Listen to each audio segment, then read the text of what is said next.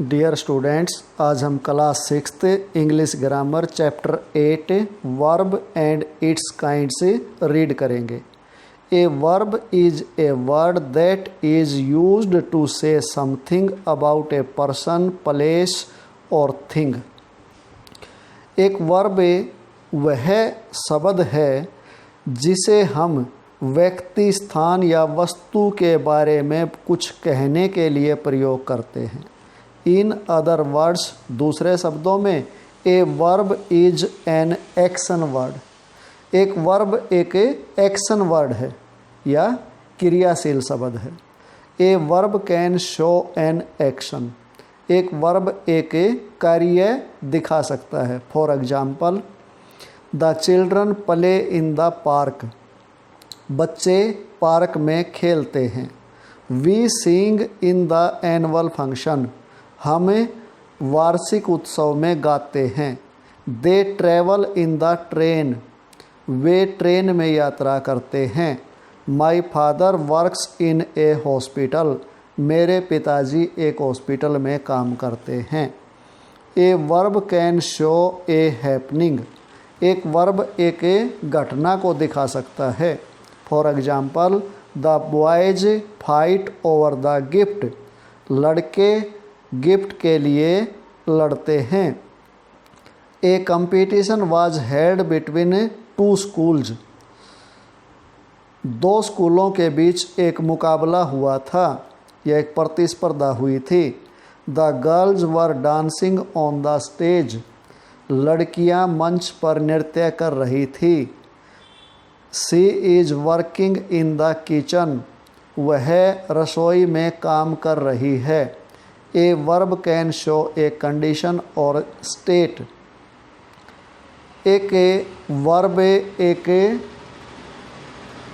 शर्त या दशा को दिखा सकता है।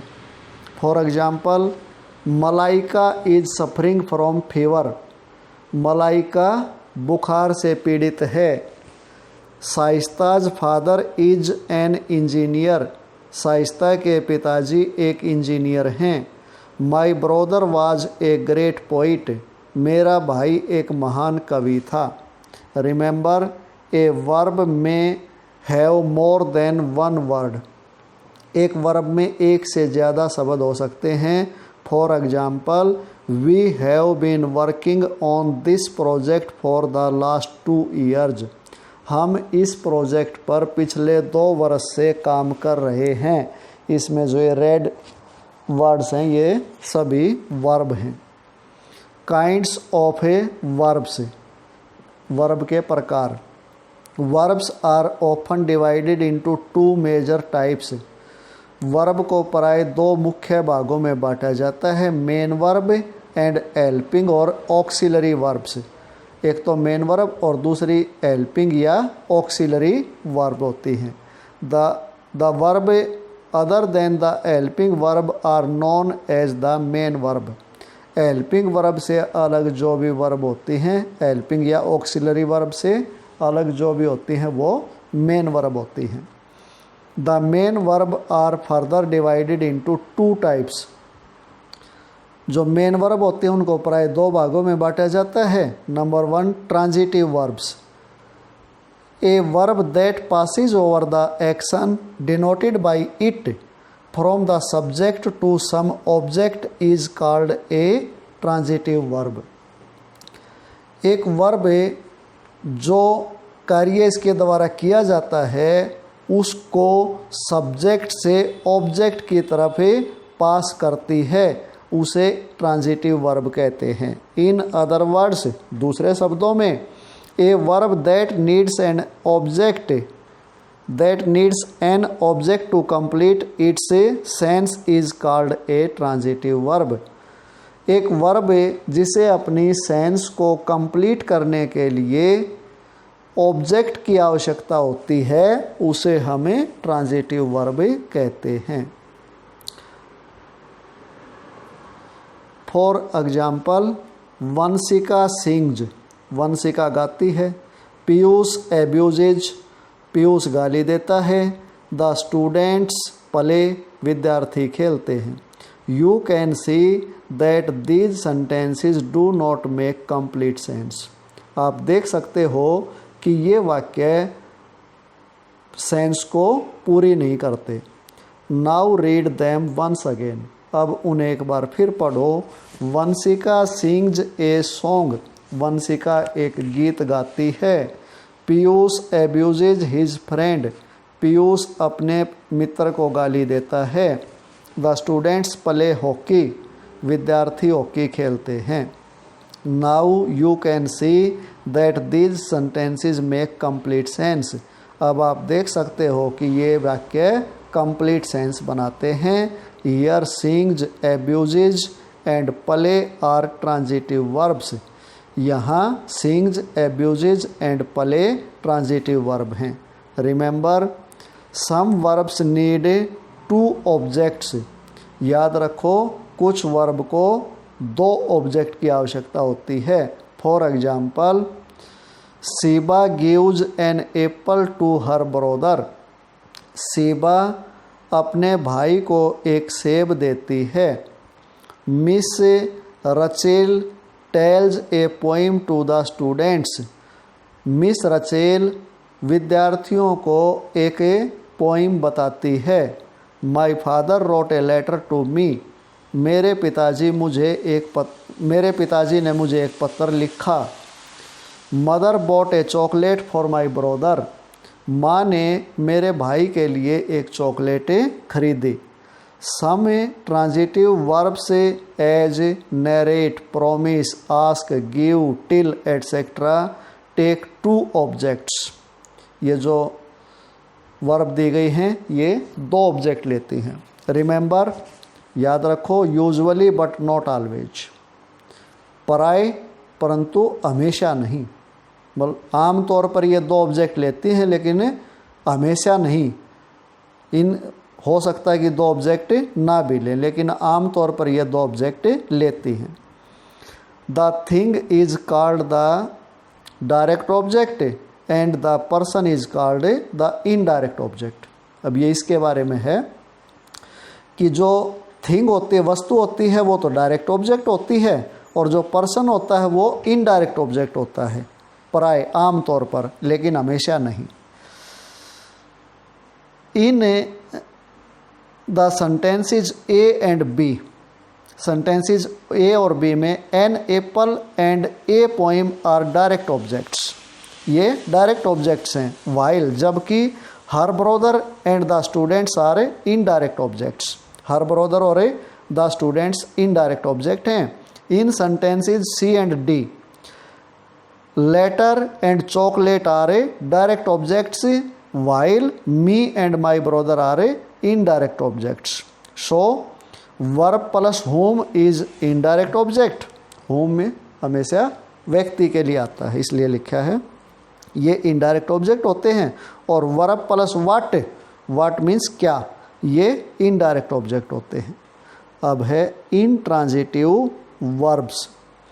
A verb that denotes an action which does not pass over to an object is called an intransitive verb. एक वर्ब जो अपने कार्य को ऑब्जेक्ट तक पास नहीं करती एक इंट्रांजिटिव वर्ब कहलाती है। इन अदर वर्ड्स दूसरे शब्दों में A verb that needs no object to complete its sense is called an intransitive verb. एक वर्ब जिसे अपनी सेंस को कंप्लीट करने के लिए ऑब्जेक्ट की आवश्यकता नहीं होती वो एक इंट्रांजिटिव वर्ब कहलाती है। फॉर एग्जाम्पल उदाहरण के लिए अनामिका सेंग स्वीटली। अनामिका ने मधुर गीत गाया। The whistle blew loudly. सीटी ऊंची आवाज में बजती है।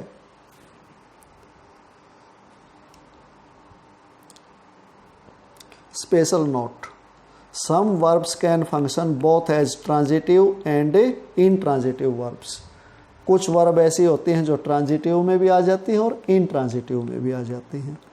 For example the train stopped, train रुकी, इसमें जो स्टॉप्ड है ये वर्ब है और ये इंट्रांजिटिव के रूप में आई है यहाँ।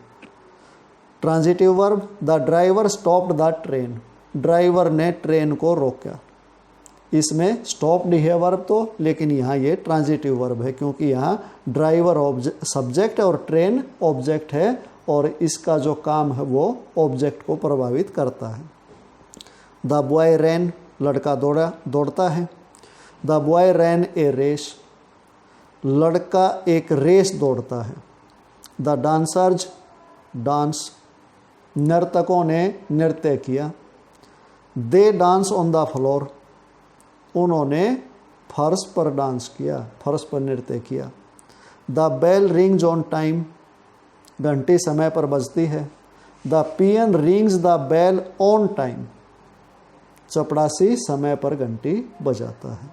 तो इसमें जो रिंग्स है ये वर्ब है और लेफ्ट साइड वाले में इंट्रांजिटिव है और राइट साइड वाले सेंटेंस में ये ट्रांजिटिव वर्ब है। अब है लिंकिंग वर्ब्स। लिंकिंग वर्ब्स क्या होता है? लिंकिंग वर्ब सम वर्ब से need not an object but something that will complete the sense.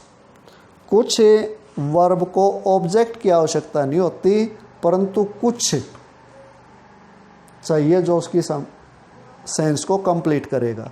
Such verbs are called linking verbs. ऐसे वर्ब लिंकिंग वर्ब कहलाते हैं। For example, Shivani is my wife, Shivani मेरी पत्नी है। द स्टूडेंट लुक्स गे, विद्यार्थी समलैंगिक दिखाई देता है।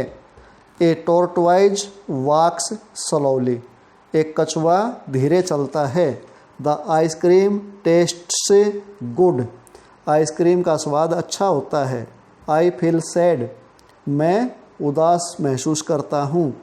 The students of this school play well, इस स्कूल के विद्यार्थी अच्छा खेलते हैं। In the above examples is, looks, walks, tastes, feel and play are linking verbs. The something that is added to complete the sense is called the complement. जो sense को complete करने के लिए जो कुछ जोड़ा जाता है उसे हम कंप्लीमेंट कहते हैं। कंप्लीमेंट मीन्स पूरक। In these sentences my wife gay slowly good sad and well are complements. ये इसमें कंप्लीमेंट्स हैं। Auxiliary verbs, the verbs be, इनको बी वर्ब बोलते हैं। Is, are, am, was, were. Have, has, had and do, did when used with ordinary verb to make sentences are called auxiliary verb। जब ये साधारण verb के साथ sentence में प्रयोग होती हैं, सेंटेंस को बनाने के लिए प्रयोग होती हैं तो ये ऑक्सिलरी वर्ब कहलाती हैं। For example, Farid is playing, Farid खेल रहा है। The train was running fast, train तेज़ दौड़ रही थी। I have finished my homework, मैंने अपना गृह कार्य पूरा कर लिया है। He had painted the wall by himself, उसने वह दीवार को खुद पेंट कर चुका था। He did not write me a letter, उसने मुझे एक पत्र नहीं लिखा। The final match was von by India, final match Bharat द्वारा जीत लिया गया था। This bridge has been made by government, यह पुल सरकार द्वारा बनाया गया है। In the above sentences the words in italic are auxiliary verbs. Italic तिरछे या कलर्ड कह सकते हैं इसमें, ये तो हैं auxiliary verb. And the underline words are ordinary verb, और जिन वर्ड्स को अंडरलाइन किया गया है वो ऑर्डिनरी वर्ब हैं।